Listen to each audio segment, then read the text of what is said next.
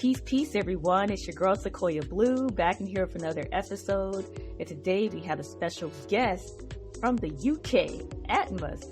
And he is a multi-instrumentalist, composer, artist, photographer, poet, and author.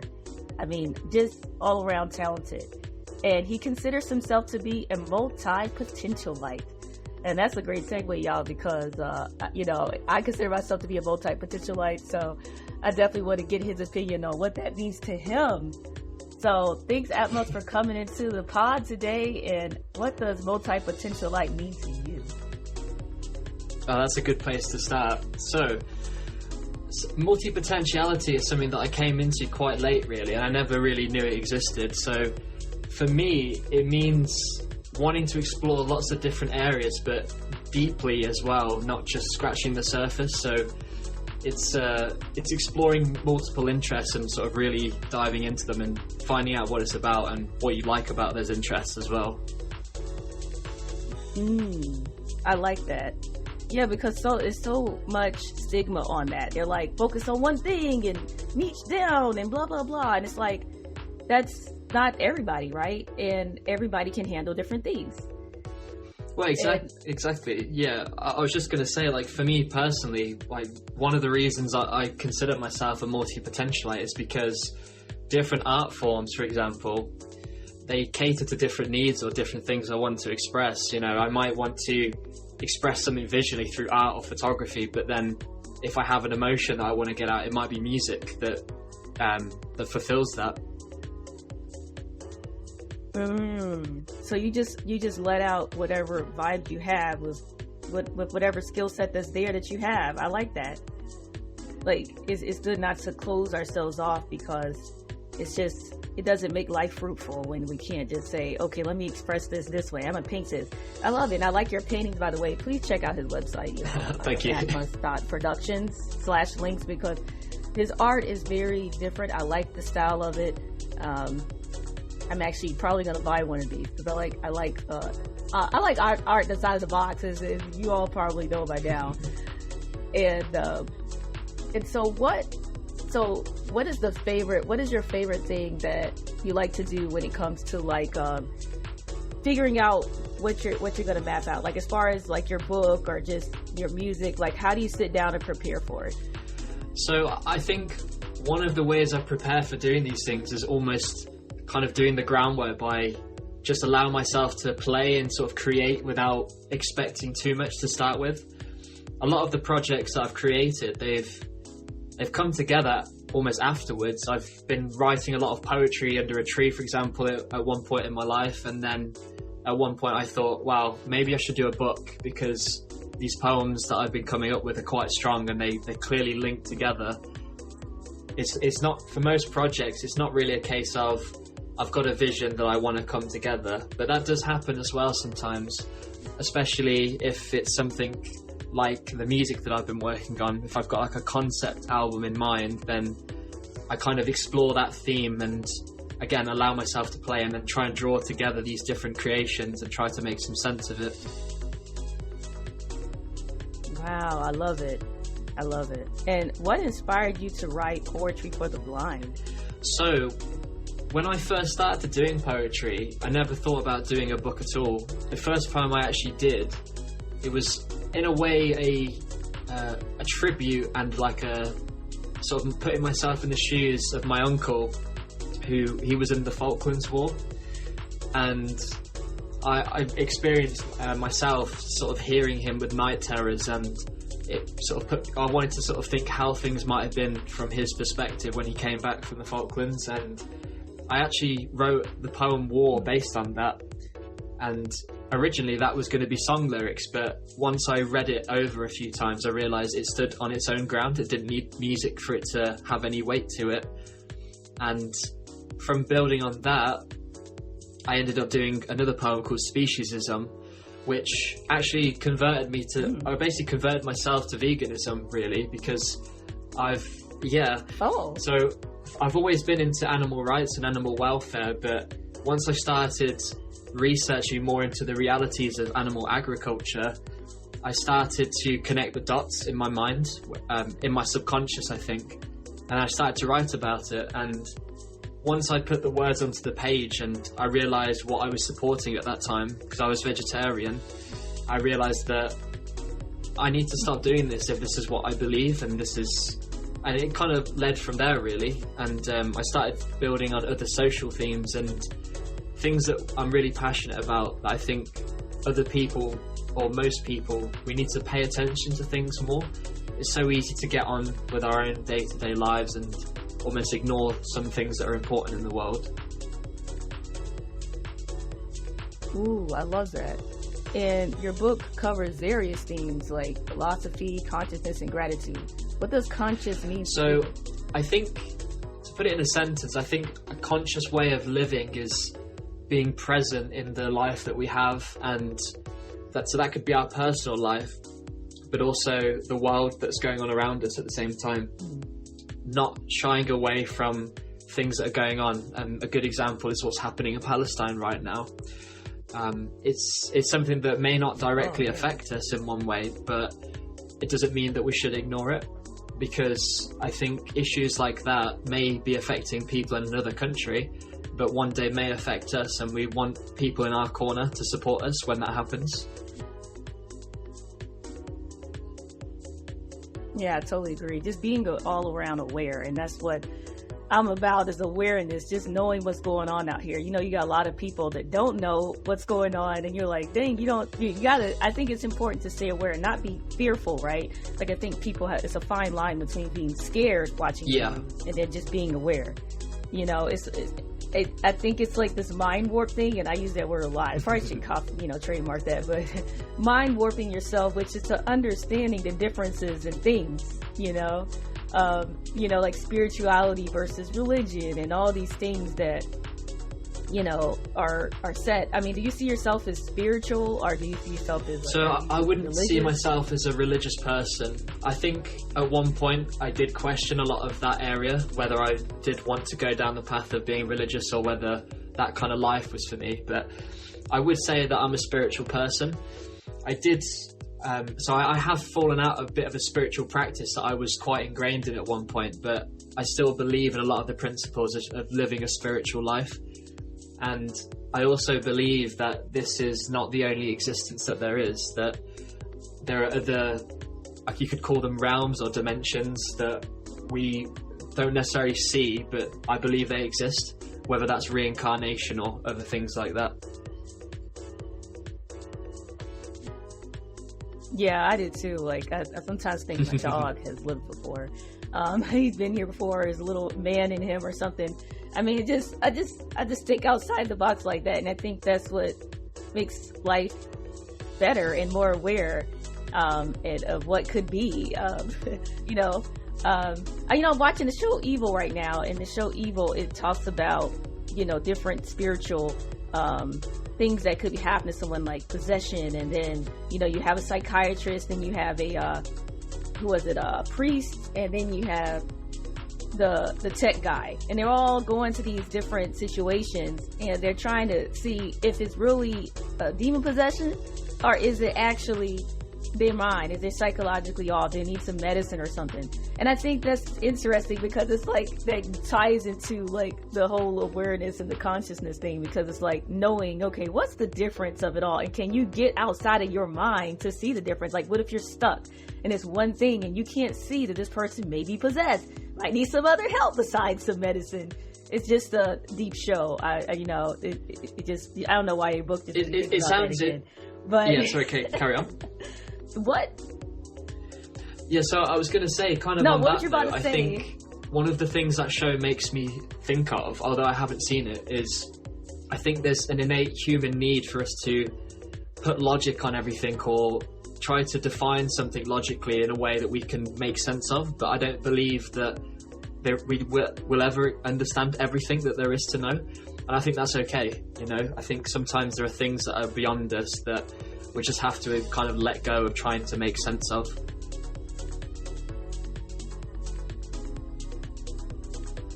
Yes, I totally agree. Sometimes you just don't know. You just can't figure it out. Even for all the degrees or whatever you feel like, has got you into this world, and say, okay, this is what this is what it's got to be because I went to Harvard. Like, we don't know, so that's just what it is. And how do you think poetry can influence? So that's good. So I think with poetry, I mean, I don't know the complete origins of poetry, but I think of poetry as a form of protest, like lyrical protest. I mean, it doesn't always have to be that way, but I feel like there's a lot of power in words, whether it's through poetry or, through fiction, for example. And I think it's quite accessible as well, unlike some art forms that people might not get as much. And I think if you can write something, if you can write a poem that is, true to your beliefs and something that other people can resonate with, then you almost share your perspective with them through words, and you connect on a deeper level, even though they've never met you before, and you're sharing ideas by them consuming what you read and then thinking it over in their own mind and then questioning how those words make them feel. That is so true. I mean, because there's always someone else in the world thinking the same thing you are and just wants maybe somebody else to say it or to connect with someone else. And that's how I feel like poetry is, I mean, because when I used to I actually do poetry too, but I don't do it as much as I used to. But when I used to go to this poetry shop in Atlanta, Georgia, when I used to live in Atlanta, I used to go and recite poetry, and people would be like, hey man, I connected with that or this and that, and it's like you can see their face light up, and it just makes it all worthwhile. It's very interesting.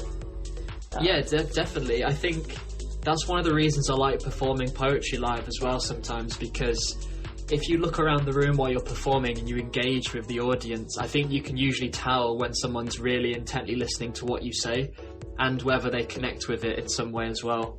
So it's really nice and refreshing when that happens. Man, that's amazing. So do you believe in law of attraction? So I'm just trying to remember. So my understanding of the law of attraction is it's where you attract what you put out. Is that correct? Yes. Yeah, so I do believe in it. I don't know if I fully believe in it, but I can sort of make sense of it with the logic that we were talking about earlier. Yeah. So I think what we focus on is what we get closer to, and I think that it's essentially the same thing.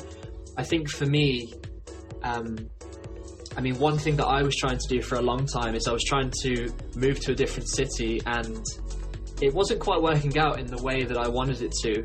And despite that, I kind of changed my tactics of what I was doing at the time, and I tried to help build the creative community or get involved in that in my local area, because those were the things that I were craving at the time. And by doing that, I've made so many new connections. I've had more opportunities, and just more friendships as well from creative people, which I think is part of the reason why I wanted to move, because the place I was thinking of moving was a place called Brighton in England. I don't know if you've heard of it before. Oh, I heard of it actually. Yeah, so I haven't been there a lot, but there's quite a creative scene there of lots of different kinds of people.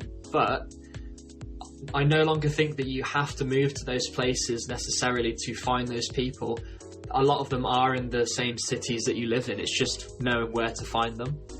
And I think by changing the way I was approaching how I was trying to live, by not moving anymore, I helped myself to find those people, because I got involved in the community, and I attracted those people into my circle, if you like.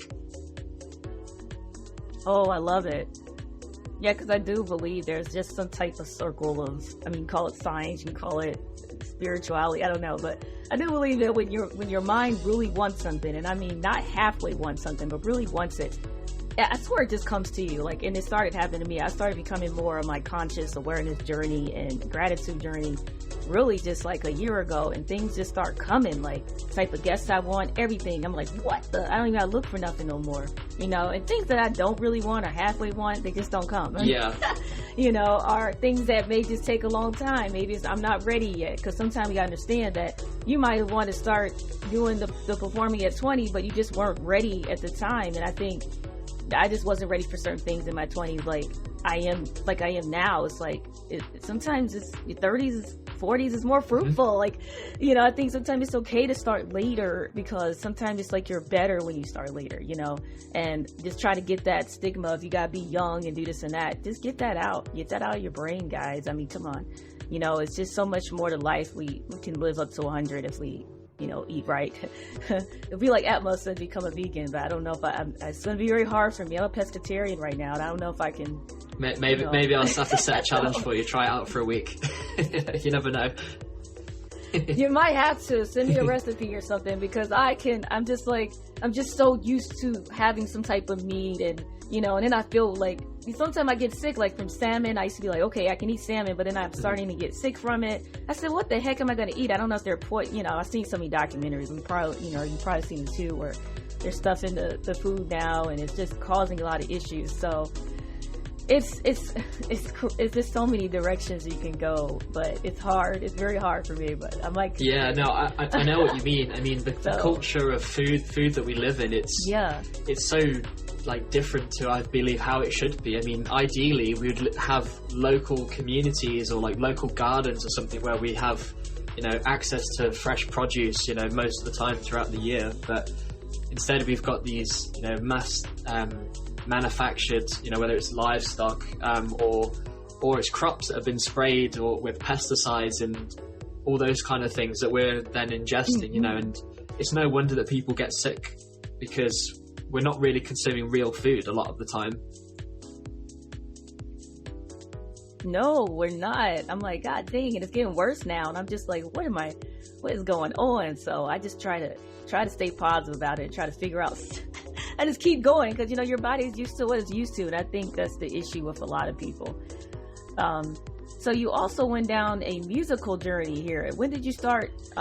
So my introduction to music was one of the first creative things I really got into. So when I was around, I'm going to say around 10, I think that's when I started playing the recorder. I don't know if that's something you guys do in America, but it's quite common here for a lot of kids to learn the recorder. Yeah, so I started with that, but that never really stuck for me. It didn't really interest me much. And then I started getting involved in viola, maybe like a couple of years after. And I think I found it too difficult, if I'm being completely honest, so I gave that up as well. But when I was around 12, I found the guitar, and I think it's because of the music I was listening to at the time as well, all my the bands and musicians that inspired me. That instrument stuck for me. So from 12 onwards, I gradually got more invested in music and started practicing my skills and started to connect the dots and understand how music works and how we can use it to express ourselves and to connect with other people as well, especially if we're playing live music, you know, with the band and an audience as well. Wow, I love it. And have you ever had any like stage fright or anything like that? Or absolutely, I think any musician or any performer that says they don't get stage fright, I think they're lying, to be honest. Because I think with stage fright, it's the reason we get it is because we care. We care about providing a good performance. We want to connect with the audience. We want to play our music properly, that we know it, even if the audience doesn't know what it's supposed to sound like. Because we know that there are a lot of people out there that will judge us for how we are on stage and off stage, and we almost want to put our best foot forward. But I think it's important to not let stage fright stop you from doing it at all. It's okay to make mistakes. Even the most famous musicians of all time do it on countless occasions, but you might not notice if you see them perform because you're not looking for their mistakes. You're trying to enjoy yourself.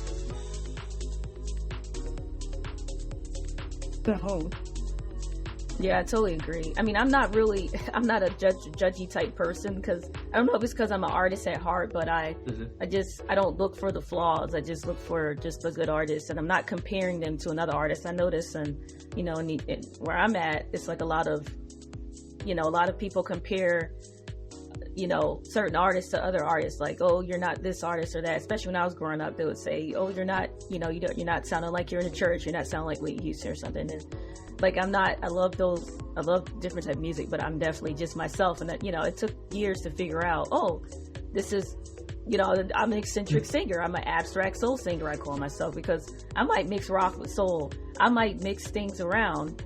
I don't want any rules. I don't like rules, like, because it's music. It's still art. It's like a painter. So, Vincent Van Gogh can paint his stuff and do it the way he wants, and I should be able to do my music the way I want.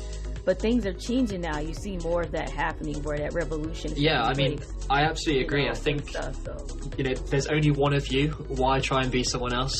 Only you can express yourself authentically. And I think, despite any pushback from people saying that you can't do certain genres or you can't do certain instruments, for example, almost do it, almost go against it on purpose as a form of rebellion. That's the way I'd kind of see it, just to do it for yourself first, but almost to say that, I can do this if I want. Yeah, it's like, and that's what I'm trying to push out here, because I want someone that's 20 years old, that's nervous and stuff, to just do it. Do your own style, because we're sending a statement. Most people are followers, unfortunately, but you got the 5% that are just like the change makers, if you will. And I think those are the ones like us, you and I, we're the ones that's changing this game with the pushing our perspectives and helping people, challenging people's perspectives. And that's what you're doing in your poetry book. Like, yeah, definitely. So I meant to ask you, what's your favorite poem in your book? That's a good question. So I don't know if I've ever thought about what my actual favorite is, because when I went through writing the poems, a lot of them kind of happened in phases. I'd focus on maybe a couple of poems at a time, and then I'd just zone in on those and just make sure they were finished before moving on. I think, although there's a lot of deep subjects in my book, I think one of my favourites, just because of its simplicity, is the haiku that's at the start of the book. And the simplicity of it, I think, is good because it sort of embodies one of the principles of the book about how we can change the way we think. We don't have to be locked into these beliefs that we've adopted through our environment or through what other people have told us. And it's possible to grow, and we can be better versions of ourselves. So I'd probably say the haiku is one of my favourites, but it's untitled though, so yeah. Wow. Okay, that's interesting. And have you done any book tours yet or anything? And yeah, so I've done quite a few things since I released it last year, actually. So some of the ones that come to mind is I did a book signing in a local bookshop called Kenilworth Books, I think late last year, which went really well. And I'm just going to say a shout out as well to all local bookstores that support artists. I think you guys are heroes because yes. Pretty much if you don't have a publishing deal, any big major bookstores, they won't even consider you. And that was quite a shock that I learned when going through the self-publishing route. There's definitely some gatekeeping going on in the literary community, and even with magazines or different people that offer to review books as well, most don't take self-published books, which was quite a shock. Wow, that's crazy. I know here they're accepting it more now because I was, and I mean, it's just weird because to me, the self-published authors, hey, they got more, I would say uniqueness now, and it's more authentic and raw in a way because, we're coming to you ourselves, but hopefully that starts to change. I mean, do you like being self-published though, or did you want a publishing deal? So I'm not sure really. I think with being self-published, I like the fact that you can have more creative control and you can express let's say in my case, a book, you can express it the way it's intended to be expressed. Whereas if you go a traditional publishing route, there's no way that my cover would have been accepted the way it is without any text, because that's like a big no-no for See? yeah. Yep. But going with a traditional publisher does have its perks as well. You know, you sacrifice or compromise on certain areas, and then they might have a bigger reach. They might be able to get you more event placements, but I still think with traditional publishers, there's no guarantee of success. Just like with record labels, you know, with music, they invest all this money into you, and essentially they can give you an advance, but it's just a loan, really. At least with record labels, pretty much. And if you don't turn out to be a successful musician in this case, then guess who's going to have to pay it back? Dang, I do. Yeah, exactly. Nobody wants that. I mean, I was about to ask you about that, because, you know, a lot of times people think that being a music artist is just like being on TV everywhere. But when I turned 20, the game started changing. You know, the independent artists are making money. Like, I met a guy when I used to work at the airport. I was 20 years old. He was pulling in $200,000 a year as an independent artist, chilling, that's doing incredible. what he wants. And I think, I was like, what? Okay, so he was doing that. And I say it's possible. And when I took a marketing training, I think it was like 3-4 years ago. No, it had been 2 years ago. Time goes by so fast. And I said, all you need to know is how to market and have money to push said market. So all you have to do is, even if you have to get a loan from the bank, that is your loan. So it's a little bit better if you have to get a higher paying job, whatever the case is, you can market your own stuff just like the labels, because marketing is the key to winning. So you don't even have to deal with the label, them telling you how to dress and what to do, because I've seen a lot of artists in my 20s in Atlanta, Georgia, where they were like telling them, hey, you know, you need to dress like this, you need to do this and that. I was even told to be more like Rihanna at the time, because Rihanna was popular during that time, around when I was 22 or 23. And they would tell us to be more like that artist or this and that. And it was like, it took the juice out of it. Like, I thought that I could just be myself. So, you know, I was already kind of wise at that time that I didn't want to be like that. And the other artists were just some people gave in and said, hey, I'll be this caricature. And then so said, no, I'm not going to do it, you know, and that's why it's just more fruitful to be independent, I think, especially if you're an authentic artist. Yeah, I mean, I respect that. And the idea of you trying to imitate another artist, to me, I think it's a waste of time, because if a fan of her music or someone that likes that kind of music has a choice between a big well-known artist that has, you know, had been marketed probably a lot more than you have and is already a household name, they're probably going to go with them if the choices are very similar. So it just seems like a waste of time. Yeah, they're losing money. Yeah. They're going to lose out on their loan, like you said. So I think it's just my opinion. I mean, my advice to artists out here that's listening, please just learn marketing, go take a course. Because nowadays there's courses. Back when I first started music at 20, there was really no free courses. You got Udemy now, you got Coursera, where you can learn free. You can learn training on marketing and just market your own stuff. Even if it's $1 a day on Facebook, it can take you far. And just do your own events. People like events. So if you use I don't know if you guys have Eventbrite in the UK, but like there's certain apps you can use where you can like book a venue. I know it's like $50 an hour here in the US, but there's probably somewhere in the UK you can book a venue, and then just people like live stuff and they'll buy it just because some people don't have anything to do, or they just want to do something different. They will literally buy your ticket, you know? And I think that's one of the biggest ways, more than just streaming platforms, you know, is just starting your own shows. And I think on that note, like that's really good, because it's something that I've experienced a lot as well, especially since releasing the book. I found that most of the time where I made my sales with my book, it was in-person events. It was taking them to open mic nights, you know, plugging the book at the end of my set, book fairs and things like that. And I think it's because, like, you're talking about like the in-person nature of it, and I think it's because when you have that connection with someone in person, it feels a little bit more real and genuine. Whereas if someone streams your music, I feel like there's a disconnect. They're just hearing your music rather than connecting with you as a person. And like, because of that, I think the in-person marketing, if you like, through doing events is the way to go. And it's the way to build your fan base and to become part of a local community of real people that, you know, make genuine connections with each other as well. Yes, I love it. I think that's what I think artists should be doing, because I'm telling you, they'll see a big growth in no time. That's what I believe. I mean, I didn't do it yet. I'm going to work on it. I have some stage fright issues I'm getting over, but I have a whole studio in my room, but it's like, oh man, it's like, I like to perform just hiding a little bit, but at the end of the day, I do want to start performing out again and getting that connection and getting people to hear new type of music, new styles. But yeah, so you know what? I have two questions before we end the show. So what are your thoughts on AI, artificial intelligence, and the music and art? Like, does that affect you, or do you embrace it? It's funny because this has come up a lot recently.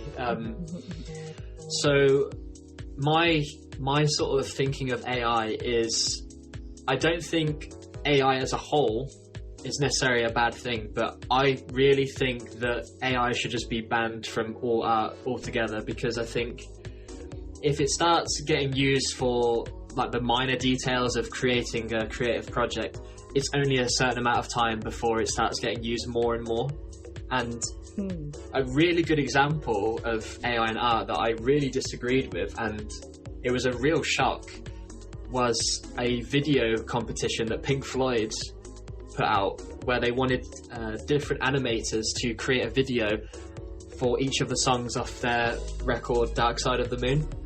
I think it was for the 50th anniversary, and unlike a lot of competitions, there was no clause that said that AI wasn't allowed, and because of that, there were so many AI entries, and one of them actually won. It won compared. Wow. Yeah, exactly. And there were lots of artists that you could tell they spent months and months on their animations, and the guy that won, it almost like he couldn't sort of explain what he did properly, or like it didn't seem very genuine, yet his video won. And I think, especially because it's Pink Floyd, like a massive household name, one of my favorite bands as well, it's that alone has set a real dangerous precedent that, you know, artists, or like animators in this case, they have to compete with AI now, and AI is almost winning in some cases. Wow, man, that's crazy. I do understand you on that one. I sometimes feel like I'm half and half. I do like artificial intelligence and what it can do, because I work in tech, and I do like some of the things that it can do, and I do like some of the art I create. I know that's naughty, but I just like to create certain art with it. I was a painter, I paint kind of abstract type work. Yeah. So I do know how to paint, but when I do artificial intelligence art, it kind of just, I don't know, I kind of bring out what I want in a way, in a different way. So, I don't know, but I do think that it's wrong to I think there should be different type of competitions. If there's one for real animators and real artists, that should be said, and then have a contest for maybe the AI artists to compete. Like, just have differentiated. I think that would help out, because it isn't fair to the artists that took all the time trying to get this piece done, our song done, because they're also doing songs. So. Well, yeah, exactly. Yeah, no, I agree with you. I think clearly AI is not going away anytime soon. But if it's reshaped into a way that doesn't harm real artists, and it is kind of kept separate, and it's people that create it acknowledge it as AI art, I think that's a direction that's better, rather than trying to sort of blend the two and sort of kind of make real artists compete with AI. Yes, I totally agree. I love it. And before we head out, I want to know what events or anything, or books or any project that you have coming up that you want the audience to know about. Yeah, sure. So I think the thing that's coming up that is the most interesting and close to completion is my photography work. So I've been building a fairly big portfolio in the background. I haven't really been sharing all of it on social media yet, and I think within the next 3 months, maybe sooner, I should be able to start offering prints of my some of my portfolio as well, which I'm really excited about. I can't wait to get them printed, either by myself, or get a professional printer, or another company, get them mounted and boarded and presentable, basically, for anyone that's interested in them, so that they can hopefully put them up on their walls at home. No, that's so inspiring. I love it. You know, I always thought about, I mean, we're so similar. It's uncanny because one thing is I said I want to take some pictures of I got some hummingbirds out in my backyard. And I said, I want to take some pictures of the hummingbirds and stuff. And I just never bought the camera because I felt guilty because I'm doing a lot of different things. I'm like doing so many things that said, and the guilt came in. But I said, you know what? You know, now that I'm talking to you, I'm like, I just want to take a picture of that goddamn hummingbird. I just want to, because memories, and when I'm old or something, I can look back and say, that's a beautiful picture of that hummingbird. And I can, maybe somebody else might want to buy it. I mean, if you do take a photo of it, please let me see, because I'm all for wildlife photography. It's one of my favorite genres of photography. Yes, and then maybe you can critique and let me know what I can do better and stuff too, because I'm still learning. The photography thing is kind of new to me. I know how to edit pictures and stuff, but I'm like, so I'm just I'm gonna start. Yeah. Well, if it helps, it's still quite new to me, to be honest. I mean, I only took it seriously late last year, but since doing that, my progress has been exponential. I've read quite a lot about it, watched so many YouTube videos, but I do think the most important thing. Yes. And I guess this applies to any art form, is just to kind of experiment with it. With photography, you know, this is just like a general thing. Go out and take photos, you know, don't sit at home, you know, go out and look at the things that you find interesting. And in your case, it could be hummingbirds. Just go and, you know, watch them and sort of see what they do. And, you know, hopefully when you go out again sometime, you'll have a camera with you and you might capture a special moment that you wouldn't have had you not had that camera. That is so true. I love it. I love it. And what's a saying or quote that you go by? That's a good one. So I don't know if this is someone else's motto that I've kind of copied without even realizing, but one thing I try to think of sometimes is about embracing imperfection. And I'm saying that as a perfectionist as well, which is ironic. But I think sometimes we try to make things too perfect and we take away the human element of it. And I think sometimes we need to kind of let go of mistakes, or, quotations, mistakes, because they're not necessarily mistakes. They could just be points of interest. Ooh, now that was so cool. That's a soundbite that's going to go everywhere. I love that. I love that, because we're in the age of perfectionism, and sometimes I feel like I'm kind of in the middle. Like, I'm not so much perfect, but I'm like, if I don't do this, then it won't be done, because I'll sit there and overthink it as a Scorpio. So I'm like, I got to do this anyway. So I'm happy you said that. So yeah, well, I think what they're one of the major right? downfalls of perfectionism, and I can say this from experience, is if you let it take control, you just don't do anything at all, and then your art suffers because of that. I would rather have, let's say, 50 photos where there's some kind of thing that could be improved in it than no photos at all, because at least then I'm probably still going to be improving, because I'm still taking the photos. I'm not sort of standing still. Yes, not standing still. I love it. I love it. So I want to thank you for coming on the pod today. I mean, this was just a great conversation, and also, I got your link anyway, so I'll share your link to the fans. If you have a new sure. So I think you can shout it out. So I don't have a new website that's coming up, but I think one thing I would say, or two things actually, is keep an eye out on atmos.productions, because in the next couple of months, hopefully sooner, my new store will be operational, and hopefully there'll be some prints on there. Yay. So I'm very, very much looking forward to sharing that finally. I've been doing a lot of work in the background for that. Nice. I love it. There you have it. And I'll also add that in the show notes, y'all, so you didn't catch that. And I want to thank everyone for rocking with me. Please subscribe and share, and I appreciate it. And stay safe out there. Peace, everybody. Thank you.